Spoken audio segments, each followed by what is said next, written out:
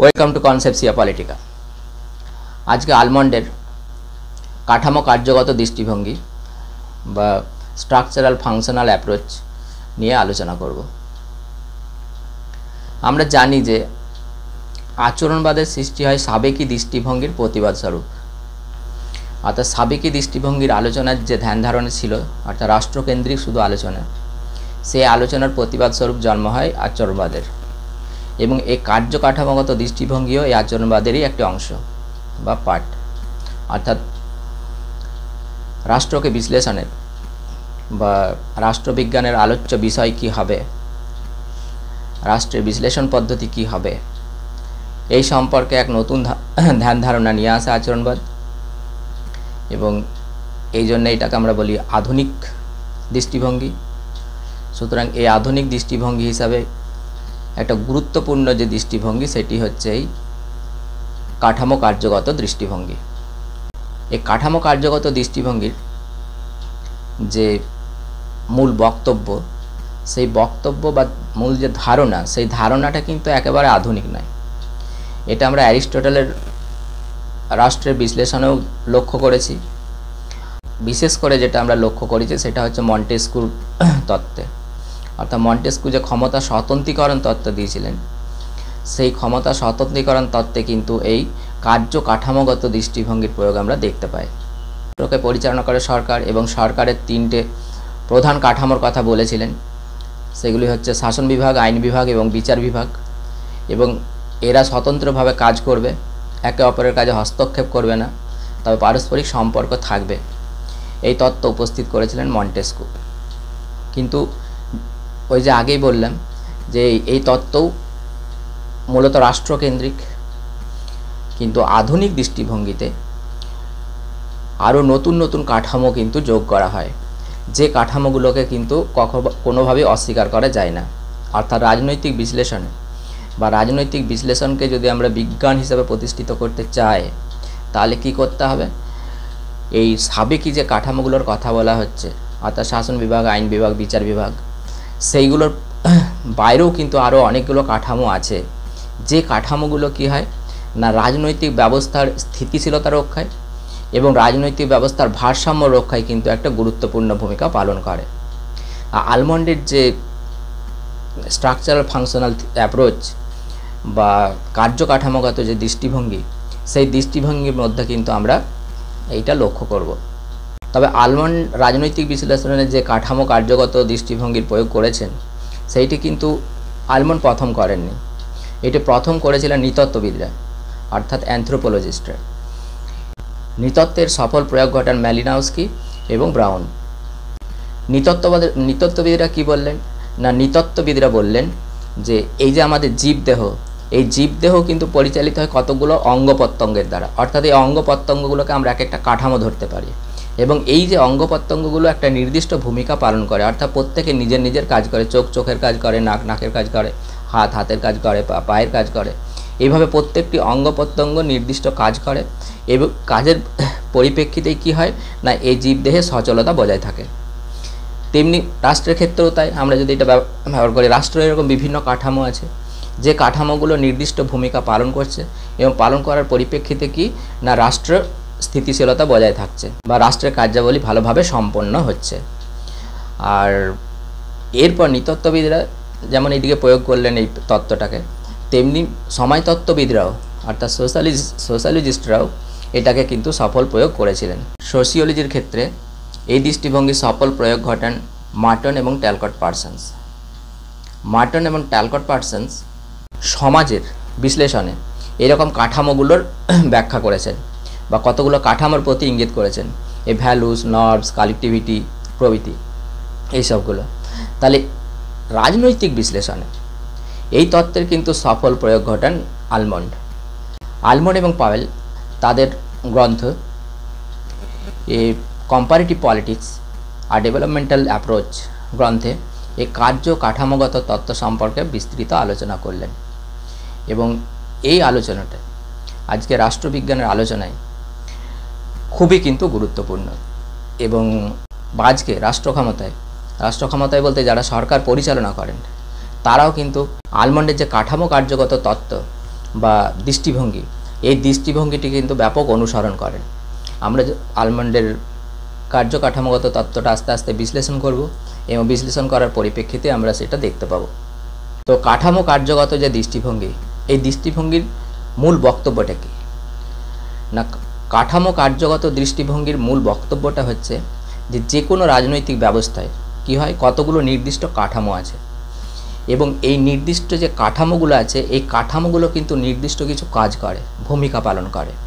এই নির্দিষ্ট কাঠামোগুলি যে নির্দিষ্ট ভূমিকা পালন করছে এরই পরিপ্রেক্ষিতে কিন্তু একটা রাজনৈতিক ব্যবস্থার স্থিতিশীলতা এবং ভারসাম্য রক্ষিত হয়। এটাই হচ্ছে কাঠামোগত দৃষ্টিভঙ্গির মূল বক্তব্য। তাহলে এই কাঠামো কার্যগত দৃষ্টিভঙ্গি কি বলতে চাইলেন যে সাবেকি যে ধারণা ছিল যে রাষ্ট্রের মূল কাঠামো, যেটা আগে বললাম যে এই শাসন বিভাগ, আইন বিভাগ বা বিচার বিভাগ অর্থাৎ লেজিসলেচার, এক্সিকিউটিভ এবং জুডিশিয়ারি, এর বাইরেও কিন্তু কি অনেকগুলো কাঠামো আছে। এই কাঠামোগুলোকে আমাদের চিহ্নিত করতে হবে। কাঠামোগুলোকে চিহ্নিত করে কি করতে হবে না, তাদের কার্যাবলীগুলোকে আমাদের বিশ্লেষণ করতে হবে।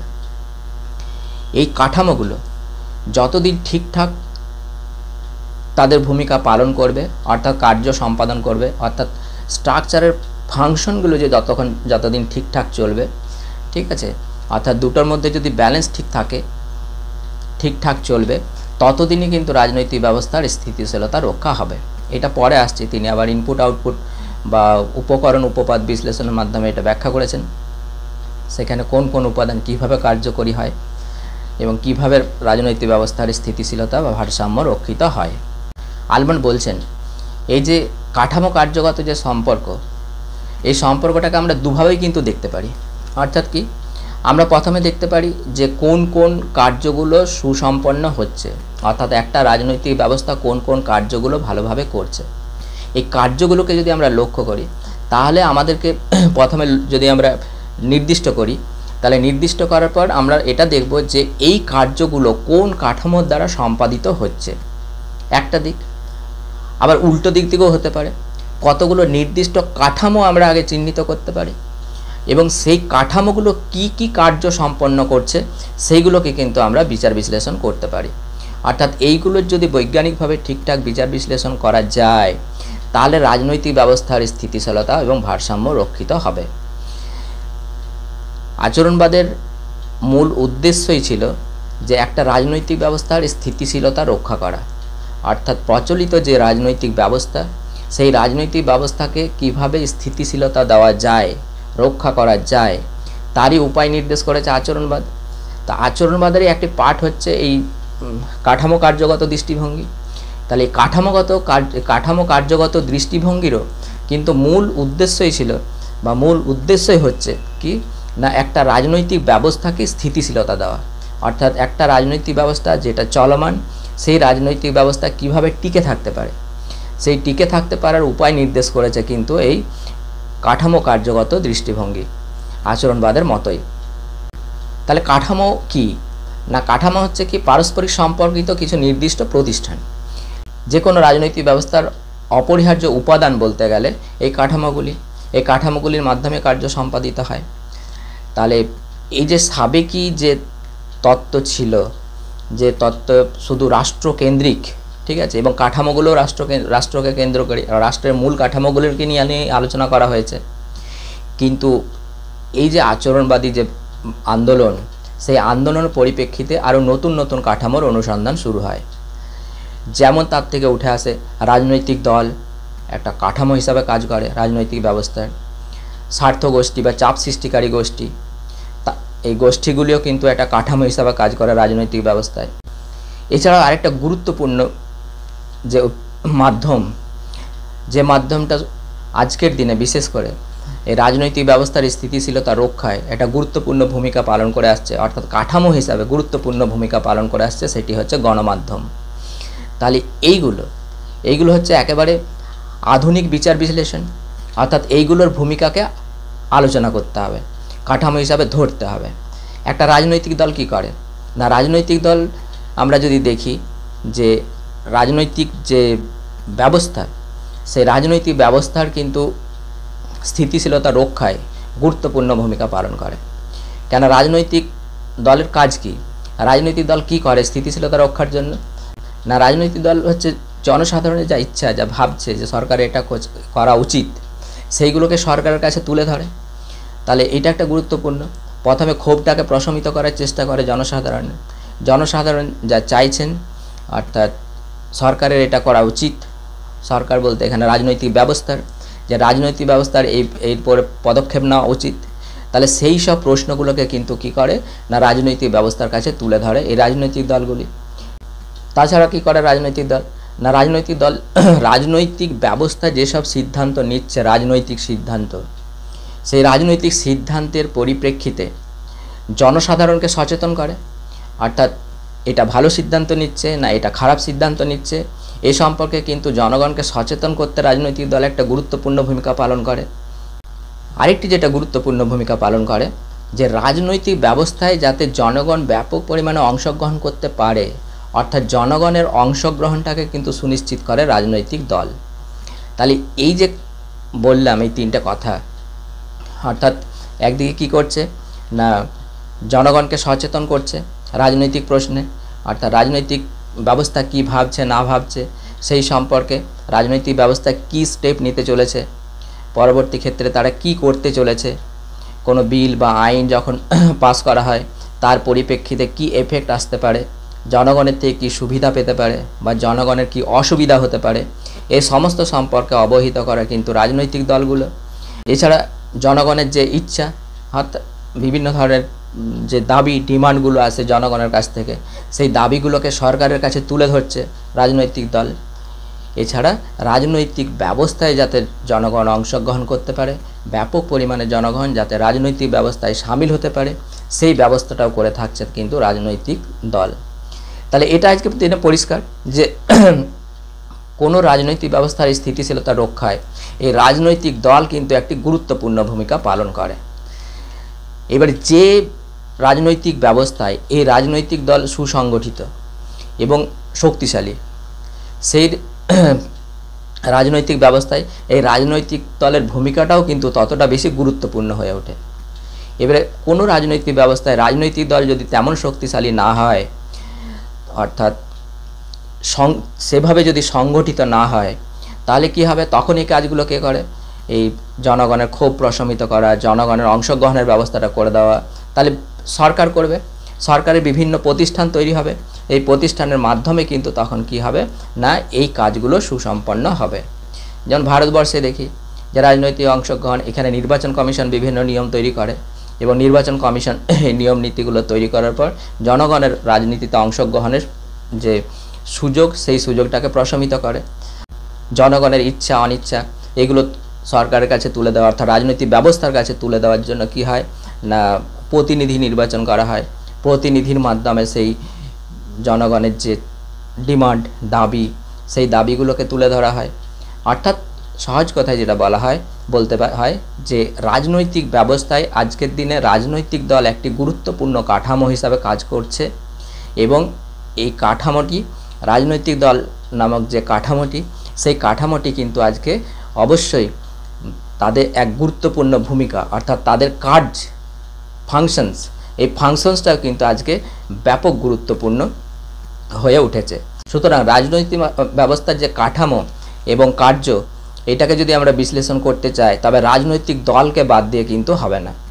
সুতরাং সাবেকি যে তত্ত্ব, সেই তত্ত্ব থেকে এই যে আচরণবাদী যে তত্ত্ব, সেই তত্ত্বের গুরুত্ব এখানেই যে কি না এই সাবেকি তত্ত্বের এই যে সাবেকি কাঠামোগুলোর বাইরেও যে গুরুত্বপূর্ণ কাঠামোগুলো পড়ে আছে, সেই কাঠামোগুলোকে নিয়ে কিন্তু বিচার বিবেচনা করেছে। আর এইগুলোকে যদি বিচার বিবেচনা করা না হয় তাহলে কিন্তু কখনোই রাষ্ট্রবিজ্ঞানের আলোচনাকেও বিজ্ঞান প্রসূত করা যাবে না। এভাবে আমরা যদি দেখি তাহলে দেখব যে স্বার্থ গোষ্ঠী বা চাপ সৃষ্টি গোষ্ঠী যেগুলো আছে বা গণমাধ্যম, এগুলো কিন্তু কাঠামো হিসেবে আজকে গুরুত্বপূর্ণ ভূমিকা পালন করছে। কেন চাপ সৃষ্টিকারী গোষ্ঠী করে? আজকে চাপ সৃষ্টিকারী গোষ্ঠী কি একটা সংগঠিত গোষ্ঠী, অর্থাৎ বিভিন্ন স্বার্থকে কেন্দ্র করে এই গোষ্ঠী তৈরি হয়। বিভিন্ন গোষ্ঠী, যেমন শিক্ষকদের স্বার্থকে কেন্দ্র শিক্ষক গোষ্ঠী, কৃষকদের স্বার্থকে কেন্দ্র করে কৃষক গোষ্ঠী বা শ্রমিকদের স্বার্থকে কেন্দ্র করে শ্রমিক গোষ্ঠী, এগুলো সবই একটা স্বার্থ গোষ্ঠী বা চাপ সৃষ্টিকারী গোষ্ঠী। নিজেদের দাবি দাওয়া আদায়ের জন্য কি করে না সরকারের উপর চাপ সৃষ্টি করে। তাহলে কাঠামো হিসাবে কিন্তু এইগুলো, অর্থাৎ সরকারি যে সিদ্ধান্ত, সরকারি সিদ্ধান্ত বলতে আচরণবাদীরা রাষ্ট্র কথাটা বলছেন না, সরকার কথাটাও ব্যবহার করছেন না, শুধু কি না রাজনৈতিক ব্যবস্থা এই কথাটা ব্যবহার করছেন। তাহলে এই রাজনৈতিক ব্যবস্থা কি করে না এই দাবি দাওয়াগুলো মানতে বাধ্য হয়, যেহেতু এদের দাবি দাওয়াগুলো একটা সংগঠিত আকারে রাজনৈতিক ব্যবস্থার কাছে পৌঁছায়। সুতরাং এদের ভালো মন্দ কি, এদের সপক্ষে কি আইন তৈরি করা যেতে পারে, এই সব সম্পর্কে সিদ্ধান্ত নিতে বাধ্য করে কিন্তু চাপ সৃষ্টিকারী গোষ্ঠীগুলো। তাহলে রাজনৈতিক ব্যবস্থাকে যথেষ্ট প্রভাবিত করে চাপ সৃষ্টিকারী গোষ্ঠীগুলো। সুতরাং কি না চাপ সৃষ্টিকারী গোষ্ঠীও কিন্তু আজকে একটা বড় কাঠামো হিসাবে উঠে এসছে, এটাও কিন্তু কাঠামো হিসাবে বিচার বিশ্লেষণ করতে হবে। এছাড়া গণমাধ্যমের কথা নতুনভাবে বলার কিছু নেই, যে রাজনৈতিক ব্যবস্থার স্থিতিশীলতা রক্ষায় গণমাধ্যম একটা গুরুত্বপূর্ণ ভূমিকা পালন করে।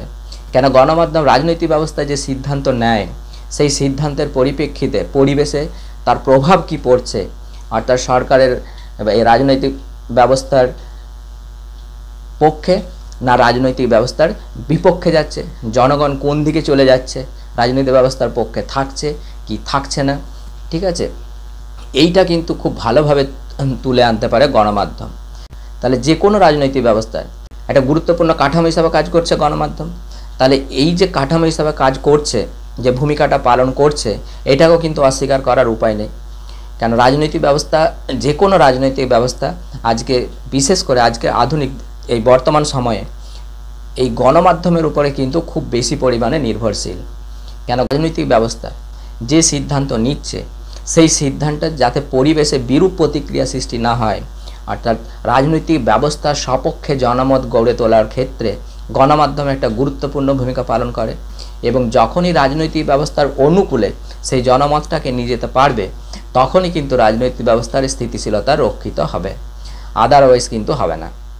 কার্যগত দৃষ্টিভঙ্গির মূল বক্তব্যই হচ্ছে যে এই রকম আরও অনেক গুরুত্বপূর্ণ কাঠামো আছে, যে কাঠামোগুলোকে আমাদেরকে কি করতে হবে না এই কাঠামোগুলোকে আমাদেরকে নির্দিষ্ট করতে হবে, এবং এই কাঠামোগুলো নির্দিষ্ট করে তাদের কি নির্দিষ্ট ভূমিকা পালন করছে সেইগুলোকে কিন্তু আমাদের বিচার বিশ্লেষণ করতে হবে। এবং সেই কাঠামোগুলোকে দিয়ে আর কি কি কার্য করানো যেতে পারে, কেন একটা কাঠামো একাধিক কার্য সম্পন্ন করে, একই ধরনের কিন্তু কাজ করে না সবসময়। কেন যদি আমরা আইনসভা ধরি, তাহলে কি হবে, লেজিসলেচার শুধু তো আইন প্রণয়ন করে না, লেজিসলেচারে কি হচ্ছে না আইন প্রণয়ন করা হচ্ছে, সেই আইনের পরিপ্রেক্ষিতে সেখানে জনমত গঠনের প্রচেষ্টা করা হচ্ছে, এবং আইনসভায় বিশেষ করে সংসদীয় শাসন ব্যবস্থায় কি হচ্ছে না এই আইনসভায় কিন্তু শাসন বিভাগ গঠন করে দিচ্ছে, এবং শাসন বিভাগকে সবসময় নিয়ন্ত্রণও করছে আইন বিভাগ। তাহলে এরকম একাধিক কার্য সম্পন্ন করে থাকে, আরও প্রচুর অনেক কাজ আছে যেগুলো আইন বিভাগ করে থাকে। তাহলে এই কাজগুলো তাহলে একাধিক কাজ করছে, এরকম প্রত্যেকটা বিভাগকে যদি আমরা দেখি বা প্রত্যেকটা কাঠামোকে যদি আমরা দেখি রাজনৈতিক ব্যবস্থার, তাহলে সেই রাজনৈতিক ব্যবস্থার কাঠামোগুলো কিন্তু একাধিক কাজ করে যাচ্ছে। তাহলে এই কাঠামোগুলোর আরও কি কি কাজ করা উচিত, আরও কি কি কাজ করলে রাজনৈতিক ব্যবস্থায় স্থায়িত্বশীলতা রক্ষা পাবে, সেগুলো কিন্তু বিচার বিশ্লেষণ করতে হবে, এবং সেটারই বিচার বিশ্লেষণ করার চেষ্টা করেছে এই কাঠামো কার্যগত দৃষ্টিভঙ্গি, এবং এটা একটা বৈজ্ঞানিক ভিত্তিতে আলোচনা করার চেষ্টা করেছেন। আলমন্ড বলছেন যে রাজনৈতিক ব্যবস্থা তিন ধরনের হতে পারে। কি কি না সাবেকি রাজনৈতিক ব্যবস্থা হতে পারে, আধুনিক রাজনৈতিক ব্যবস্থা হতে পারে, আবার সাবেকি বা আধুনিকের মধ্যবর্তী একটা রাজনৈতিক ব্যবস্থা হতে পারে। তো আধুনিক রাজনৈতিক ব্যবস্থার কাঠামোগুলো সহজে চিহ্নিত করা যায় আলমন্ড বলছেন, কিন্তু সাবেকি দৃষ্টিভঙ্গির কাঠামোগুলো সেভাবে অতটা, এবং সাবেকি এবং এই যে মধ্যবর্তী স্থানে যেগুলো আছে সাবেকি এবং আধুনিক ট্রানজিশনাল পিরিয়ডে যেগুলো আছে, সেগুলোর কাঠামোগুলোকেও কিন্তু সেভাবে নির্দিষ্ট করা যায় না। তাহলে এই কার্যকাঠামোগত দৃষ্টিভঙ্গি যদি আমরা ভালোভাবে লক্ষ্য করি, তো সেখানে দেখব কি না সেখানে তিনটি মৌলিক প্রশ্ন কিন্তু জড়িত আছে। অর্থাৎ এই যে বিশ্লেষণ ধারা, এই যে দৃষ্টিভঙ্গি, এই দৃষ্টিভঙ্গির সাথে তিনটি মৌলিক প্রশ্ন জড়িত আছে। এই তিনটে মৌলিক প্রশ্ন কি কি? প্রথমে আমাদের দেখতে হবে যে কোন রাজনৈতিক ব্যবস্থায় কোন কোন কার্য সম্পাদিত হচ্ছে, অর্থাৎ রাজনৈতিক ব্যবস্থা কি কি কাজ করছে, এটা আমাদের প্রথম লক্ষ্য রাখতে হবে। দ্বিতীয়ত কি, এই যে কাজগুলো হচ্ছে, রাজনৈতিক ব্যবস্থায় যে কার্যগুলো সম্পাদিত হচ্ছে, সেই রাজনৈতিক ব্যবস্থায় কোন কাঠামোর মধ্য দিয়ে এই কাজগুলো সম্পাদিত হচ্ছে। এবং তৃতীয় হচ্ছে কি না, কি অবস্থায় সেগুলো হচ্ছে, অর্থাৎ রাজনৈতিক ব্যবস্থা কোন পরিস্থিতিতে এই রকম কার্য সম্পন্ন করতে বাধ্য হচ্ছে, এটা আমাদের দেখতে হবে। কেন রাজনৈতিক ব্যবস্থা যখন কোনো কার্য, রাজনৈতিক ব্যবস্থার কোনো কাঠামো যখন কোনো কার্য সম্পন্ন করে, তখন বিভিন্ন দিক দিয়ে পরিবেশের তথা অভ্যন্তরীণ পরিবেশ হতে পারে বা বাহ্যিক পরিবেশ হতে পারে, অর্থাৎ দেশের অভ্যন্তর থেকে বিভিন্ন ধরনের যে সমস্যা আছে সেই সমস্যাগুলো মাথায় রাখতে হয়। আবার আন্তর্জাতিক ক্ষেত্রে যে চাপ আসে সেই চাপগুলোকেও মাথায় রাখতে হয়। তাহলে এই সমস্ত বিষয়কে মাথায় রেখে কোন পরিস্থিতিতে কিভাবে সিদ্ধান্ত নিচ্ছে রাজনৈতিক ব্যবস্থা, এইগুলোকে কিন্তু আমাদের বিশ্লেষণ করতে হবে। রাজনৈতিক ব্যবস্থা বিশ্লেষণ করতে আমরা যদি চাই, তাহলে রাজনৈতিক ব্যবস্থা বিশ্লেষণে এই প্রশ্নগুলো কিন্তু আমাদের মাথায় রাখতে হবে। এই প্রশ্নগুলো মাথায় না রেখে কিন্তু রাজনৈতিক ব্যবস্থাকে সেভাবে বিশ্লেষণ করা যাবে না। তাহলে যখন কোনো রাজনৈতিক ব্যবস্থা কোনো সিদ্ধান্ত নিচ্ছে, সেই সিদ্ধান্তের পরিপ্রেক্ষিতে সেই সিদ্ধান্তের চরিত্রটা যদি আমরা নির্ধারণ করতে চাই, তাহলে কি করতে হবে, তাহলে দেখতে হবে যে সেই রাজনৈতিক ব্যবস্থাটা কী ধরনের। তা আলমন্ড বলছেন সেটা যদি টোটালিটারিয়ান হয়, অর্থাৎ একেবারে সর্বনিয়ন্ত্রণবাদী হয়, তাহলে কিন্তু কি যে কোনো সিদ্ধান্ত জোর করে চাপিয়ে দেওয়ার একটা প্রবণতা থাকে। অর্থাৎ পরিবেশ থেকে যে দাবি দেওয়া আসছে, অর্থাৎ পরিবেশের এই দাবি দেওয়ার প্রতি মান্যতা না দিয়ে রাজনৈতিক ব্যবস্থা স্বতঃস্ফূর্ত হয়ে যে কোনো সিদ্ধান্ত চাপিয়ে দেওয়ার একটা চেষ্টা করে। আর সেটা যদি গণতান্ত্রিক হয়, তাহলে গণতান্ত্রিক ব্যবস্থা হলে কি হবে, গণতান্ত্রিক ব্যবস্থা হলে অবশ্যই সেখানে কি হবে, সমস্ত দাবি দেওয়াটা এই পরিবেশ থেকেই মূলত আসবে এবং পরিবেশের এই যে দাবিগুলো, এই ডিমান্ডগুলোই কিন্তু কি না রাজনৈতিক ব্যবস্থায় গুরুত্ব পাবে এবং তারই পরিপ্রেক্ষিতে রাজনৈতিক ব্যবস্থা সিদ্ধান্ত নেবে। এবং রাজনৈতিক ব্যবস্থা যদি সময়তান্ত্রিক হয়, তাহলে সময়তান্ত্রিক রাজনৈতিক ব্যবস্থায় আলমন্ড বলছেন এখানে যে এই সামাজিক উৎপাদন এবং বন্টন, এই উৎপাদন এবং বন্টন ব্যবস্থাটা কিন্তু অনেকটাই ন্যায়সম্পন্ন। সুতরাং দেখতে হবে যে রাজনৈতিক ব্যবস্থাটা কী ধরনের এবং রাজনৈতিক ব্যবস্থার পরিপ্রেক্ষিতে এই সিদ্ধান্ত গ্রহণটা যেহেতু হয়ে থাকে, সেহেতু বিভিন্ন ধরনের রাজনৈতিক ব্যবস্থার পরিপ্রেক্ষিতে, অর্থাৎ রাজনৈতিক ব্যবস্থার চরিত্র বা আদর্শগত যে দিক, সেই দিকটার দিকে লক্ষ্য রেখেই কিন্তু কি না আমাদের এই বিচার বিশ্লেষণটা করতে হবে। অর্থাৎ টোটালিটারিয়ান বা সর্বনিয়ন্ত্রণবাদী যদি একটা রাষ্ট্র ব্যবস্থা হয়, সেই রাষ্ট্র ব্যবস্থার কাঠামোগুলো সেই রকম হবে। যদি গণতান্ত্রিক হয় সেই রাজনৈতিক ব্যবস্থা, তার কাঠামোগুলো সেরকম হবে এবং তাদের কাজগুলো সেরকম হবে। আবার যদি সময়তান্ত্রিক হয়, তাহলে সেইগুলোর কাঠামোগুলোও কিন্তু সেরকম হবে এবং তার কাজগুলোও কিন্তু সেরকম হবে। আলমন্ড তার কাঠামো এবং কার্যগত দৃষ্টিভঙ্গিতে এ সমস্ত কিছুকেই কিন্তু ব্যাখ্যা বিশ্লেষণ করেছেন। তবে আলমন্ড বলছেন যে রাজনৈতিক ব্যবস্থা যে ধরনেরই হোক না কেন, সমস্ত রাজনৈতিক ব্যবস্থার মধ্যেই কিন্তু এই কাঠামোগুলো আছে এবং কাঠামোর মাধ্যমেই কার্য সম্পাদিত হয় এবং প্রত্যেক রাজনৈতিক ব্যবস্থাতেই কিছু আধুনিক এবং কিছু সাবেকি কাঠামো আছে, সেটা কম বেশি হতে পারে। এবং প্রত্যেক রাজনৈতিক ব্যবস্থায় কিন্তু কি কিছু গতানুগতিক কার্য সম্পাদন করে, যেমন এই আইন প্রণয়ন, আইনের প্রয়োগ বা বিচার কার্য সম্পাদন, এগুলো কিন্তু প্রত্যেক রাজনৈতিক ব্যবস্থায়, তাতে সেটা সর্বনিয়ন্ত্রণবাদী হোক, গণতান্ত্রিক হোক বা সময়তান্ত্রিক, সব রাজনৈতিক ব্যবস্থাতেই কিন্তু এই কার্যগুলো সম্পন্ন হয়ে থাকে। এবারে সব এক একটা ধরনের যে রাজনৈতিক ব্যবস্থা, সেই রাজনৈতিক ব্যবস্থায় এর কাজের ধরন আলাদা হতে পারে। সবাই একইভাবে বা একই ধরনের কার্য কিন্তু সম্পাদন নাও করতে পারে। তবে কাঠামো ছাড়া কোনো রাজনৈতিক ব্যবস্থা কিন্তু চলতে পারে না। সমস্ত রাজনৈতিক ব্যবস্থায় যে সমস্ত কার্য সম্পাদন করে তার কিছু নির্দিষ্ট কাঠামো আছে এবং যেটা বললাম যে অবশ্যই সকল রাজনৈতিক ব্যবস্থাতেই কিছু গতানুগতিক কার্য কিন্তু সম্পন্ন করতেই হয়।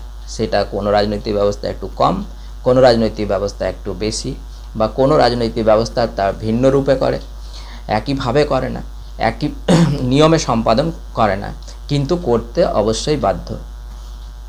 আলমন্ড কাঠামো কার্য সম্পর্কে এই আলোচনা করার পর তিনি কিন্তু ডেভিড স্টোনের যে ইনপুট আউটপুট অ্যানালিসিস, অর্থাৎ উপকরণ উপপাদ বিশ্লেষণ, এইটা কিন্তু তিনিও প্রয়োগ করলেন তার কাঠামো কার্যগত দৃষ্টিভঙ্গিতে। তিনিও বললেন যে পরিবেশ থেকে দাবি দেওয়া আসে এবং সেটা রাজনৈতিক ব্যবস্থায় যায়, এবং রাজনৈতিক ব্যবস্থা যা সিদ্ধান্ত নেয় সেটা আবার পরিবেশে ফিরে আসে এবং তার প্রতিক্রিয়া দেখতে আমরা পাই, এবং আবার সেইটা কী হবে না রাজনৈতিক ব্যবস্থায় ফিরে যাবে। তবে হ্যাঁ, ডেভিড স্টোন যেটা বলেছে ইনপুটের ক্ষেত্রে, রাজনৈতিক ব্যবস্থার ইনপুটের ক্ষেত্রে ডেভিড স্টোন দুটো বিষয়ের উল্লেখ করেছিলেন। একটা হচ্ছে ডিমান্ড এবং একটা হচ্ছে সাপোর্ট, অর্থাৎ পরিবেশ থেকে চাহিদা আসে এবং চাহিদাগুলোর পরিপ্রেক্ষিতে কোনগুলো সমর্থন পায়। অর্থাৎ পরিবেশ থেকে তো প্রচুর পরিমাণে ডিমান্ড আসে, ঠিক আছে, অর্থাৎ কেউ বলছে হসপিটাল চাই, কেউ বলছে রাস্তা চাই, কেউ বলছে স্কুল চাই, তো এইটা সব কিছু কিন্তু পরিবেশের সমর্থন পায় না। অর্থাৎ এদের মধ্যে দেখতে হবে যে কোনটা সবচেয়ে বেশি গুরুত্বপূর্ণ, অর্থাৎ কোন ডিমান্ডটা সবচেয়ে বেশি মানুষের সাথে জড়িত আছে। যদি দেখা যায় যে একটা যে রাস্তা করে দিলে, ঠিক আছে, এই যে হসপিটাল চাই, স্কুল চাই, বা আদার্স এই কল চাই, পুকুর চাই, এইগুলোর যে ডিমান্ডগুলো আছে, এই ডিমান্ডগুলো যদি যেখান থেকে পরিবেশ থেকে উঠে আসছে সেই পরিপ্রেক্ষিতে একটা রাস্তারও ডিমান্ড আছে, তাহলে এই রাস্তাটা করে দিলে ওই সব ডিমান্ডগুলো যেগুলো ওই পরিবেশের মধ্যে সমস্ত মানুষ থেকে যে ডিমান্ডটা আসছে সেই ডিমান্ডগুলো যদি পূরণ হয়, অর্থাৎ ক্ষোভটাকে প্রশমিত করা যায়, তখন এইটাই সমর্থন পাবে রাজনৈতিক পরিবেশ থেকে মূল, যে রাস্তাটা করা হোক। তাহলে পরিবেশ থেকে এরকম প্রচুর ডিমান্ড আসে এবং ডিমান্ডের পরিপ্রেক্ষিতে যে সমর্থনটা আসে সেই সমর্থনটা রাজনৈতিক ব্যবস্থায় যায়। এবার রাজনৈতিক ব্যবস্থা কি করে, এর পরিপ্রেক্ষিতে সিদ্ধান্ত নিচ্ছে। সিদ্ধান্ত বললাম আগে যে অনেকগুলো ডিমান্ড গেল, সবগুলো তো পায় না সমর্থন, তাহলে সেই সমর্থনের পরিপ্রেক্ষিতে রাজনৈতিক ব্যবস্থার কাছে গেল, রাজনৈতিক ব্যবস্থা এর পরিপ্রেক্ষিতে সিদ্ধান্ত নিল, রাজনৈতিক ব্যবস্থা যে সিদ্ধান্ত নিল সেই সিদ্ধান্ত আবার পরিবেশে ফিরে আসবে। অর্থাৎ রাজনৈতিক ব্যবস্থা যদি বলে যে হ্যাঁ এখানে রাস্তাটা করে দেওয়া হোক, তাহলে পরিবেশে কি হবে না, পরিবেশে যে ক্ষোভটা ছিল বা আন্দোলন ছিল সেই আন্দোলনটা আর হবে না, প্রশমিত হয়ে গেল। সুতরাং পরিবেশের উপরে তার প্রভাব পড়বেই। রাজনৈতিক ব্যবস্থা যে সিদ্ধান্তই নিক না কেন তাতে সেটা পজিটিভ হতে পারে বা নেগেটিভ হতে পারে। আবার যদি বলে না রাস্তাটা করা হবে না এখন, তখন কি হবে, পরিবেশ আবার সেই আন্দোলন, আবার হরতাল, আবার ধর্মঘট, ঘেরাও, এগুলো চলতে থাকবে। তাহলে রাজনৈতিক ব্যবস্থার এই যে একটা পরিবেশ থেকে দাবি আসছে, অর্থাৎ পরিবেশ থেকে দাবি উঠছে, দাবির পরিপ্রেক্ষিতে যেটা সমর্থন পাচ্ছে সেটা রাজনৈতিক ব্যবস্থায় যাচ্ছে, এবং রাজনৈতিক ব্যবস্থা যে সিদ্ধান্তই নিক না কেন সেই সিদ্ধান্তটা আবার পরিবেশে ফিরে আসছে, এবং এইভাবে কি হচ্ছে, কন্টিনিউ একটা রাজনৈতিক ব্যবস্থার সাথে পরিবেশের একটা সম্পর্ক থাকছে।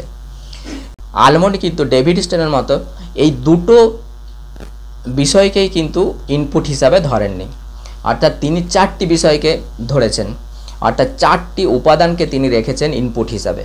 সেগুলো কি হচ্ছে, প্রথম হচ্ছে রাজনৈতিক সামাজিকীকরণ। অর্থাৎ রাজনৈতিক সামাজিকীকরণ কি না, রাজনৈতিক সামাজিকীকরণটা হচ্ছে যে পরিবেশ পরিস্থিতি আছে, যে রাজনৈতিক ব্যবস্থা আছে, সেই রাজনৈতিক ব্যবস্থার উপযোগী মানসিকতা গড়ে তোলা মানুষের মধ্যে, এটা হচ্ছে রাজনৈতিক সামাজিকীকরণ। অর্থাৎ একটা রাজনৈতিক ব্যবস্থা, প্রচলিত রাজনৈতিক ব্যবস্থা, সেই রাজনৈতিক ব্যবস্থার অনুকূলে মানুষের মানসিকতা তৈরি করা, অর্থাৎ সেই রাজনৈতিক ব্যবস্থাকে মানুষের কাছে গ্রহণযোগ্য করা, এটা একটা রাজনৈতিক ব্যবস্থার অন্যতম কাজ। অর্থাৎ প্রথমটা হচ্ছে তাহলে কি বললাম, যে এই যে পলিটিক্যাল সোশ্যালাইজেশন অর্থাৎ রাজনৈতিক সামাজিকীকরণ, এই রাজনৈতিক সামাজিকীকরণের মাধ্যমে কি হতে পারে না, রাজনৈতিক ব্যবস্থা কি তার স্থায়িত্ব অর্থাৎ স্থিতিশীলতা রক্ষা করে। এই কাজটা কিন্তু খুবই গুরুত্বপূর্ণ, এবং আজকের দিনে এই কাজটা ম্যাক্সিমামটা হয়ে থাকে রাজনৈতিক দলের মাধ্যমে, বিশেষ করে সংসদীয় গণতান্ত্রিক ব্যবস্থায়। সংসদীয় গণতান্ত্রিক ব্যবস্থায় যদি আমরা দেখি তাহলে রাজনৈতিক দল অপরিহার্য, এবং যে দল সংখ্যাগরিষ্ঠতা অর্জন করে সেই সরকার গঠন করে, তাহলে এই ভূমিকাটা কিন্তু পালন করে রাজনৈতিক দলগুলো। দ্বিতীয়ত হচ্ছে কি না, দ্বিতীয়ত স্বার্থের গ্রন্থিকরণ অর্থাৎ ইন্টারেস্ট আর্টিকুলেশন। অর্থাৎ স্বার্থের গ্রন্থিকরণ বলতে কী বোঝায় না, এই যে বিভিন্ন স্বার্থ গোষ্ঠী বা বিভিন্ন ব্যক্তির যে স্বার্থ সংশ্লিষ্ট দাবি আছে সেই দাবিকে উত্থাপন করা। অর্থাৎ সেই দাবিগুলো কাদের মাধ্যমে উত্থাপিত হয় না বিভিন্ন চাপ সৃষ্টিকারী গোষ্ঠীর মাধ্যমে হয় বা স্বার্থ গোষ্ঠীর মাধ্যমে। এবং এই চাপ সৃষ্টিকারী গোষ্ঠী বা স্বার্থ গোষ্ঠীর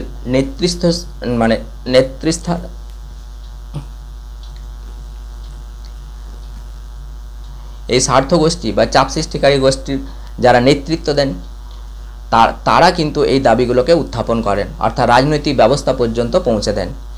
নেক্সট হচ্ছে কি না স্বার্থের সমষ্টিকরণ, অর্থাৎ ইন্টারেস্ট অ্যাগ্রিগেশন, অর্থাৎ বিভিন্ন ব্যক্তি বিভিন্ন গোষ্ঠীর বিভিন্ন ধরনের দাবি দেওয়া আছে, অর্থাৎ বিভিন্ন ধরনের স্বার্থকে কেন্দ্র করে বিভিন্ন ধরনের দাবি দেওয়া। এই বিভিন্ন স্বার্থগুলোকে একত্রিত করতে হয়, অর্থাৎ সেই স্বার্থগুলোকে একত্রিত করে রাজনৈতিক ব্যবস্থার কাছে উত্থাপন করতে হয়। এটাই হচ্ছে স্বার্থের গ্রন্থিকরণ, অর্থাৎ সমস্ত স্বার্থকে একত্রিত করে কার কি ডিমান্ড আছে, কে কি চাইছে, ঠিক আছে, কার কি প্রয়োজন, এই মতে বিভিন্ন ধরনের প্রয়োজনীয়তা বা চাহিদাকে কেন্দ্র করেই কি হয় না স্বার্থ গোষ্ঠীগুলো আন্দোলন করে বা বিভিন্ন ব্যক্তি গোষ্ঠী তারাও আন্দোলন করে। তাহলে এই স্বার্থগুলোকে একত্রিত করতে হয় এবং একত্রিত করার পর সেইগুলো রাজনৈতিক ব্যবস্থার কাছে উত্থাপন করতে হয়। এবার রাজনৈতিক ব্যবস্থা সিদ্ধান্ত নেবে। আর ইনপুট হিসাবে চতুর্থ যে উপাদানটা কার্যকরী সেটা হচ্ছে রাজনৈতিক যোগাযোগ, অর্থাৎ পলিটিক্যাল কমিউনিকেশন। তাহলে এই যে রাজনৈতিক যোগাযোগ, এই রাজনৈতিক যোগাযোগ বলতে কি বোঝায়? রাজনৈতিক যোগাযোগ হলো রাজনৈতিক ব্যবস্থার সাথে জড়িত ব্যক্তিদের একটা বিশ্বাস ও ধ্যান ধারণা তৈরি করা। এই যে সেই রাজনৈতিক ব্যবস্থার প্রতি যে মূল্যবোধ, যে বিশ্বাস, যে ধ্যান ধারণা তৈরি হলো, এটাকে কিন্তু আলমন্ড বলছেন রাজনৈতিক সংস্কৃতি, অর্থাৎ পলিটিক্যাল কালচার।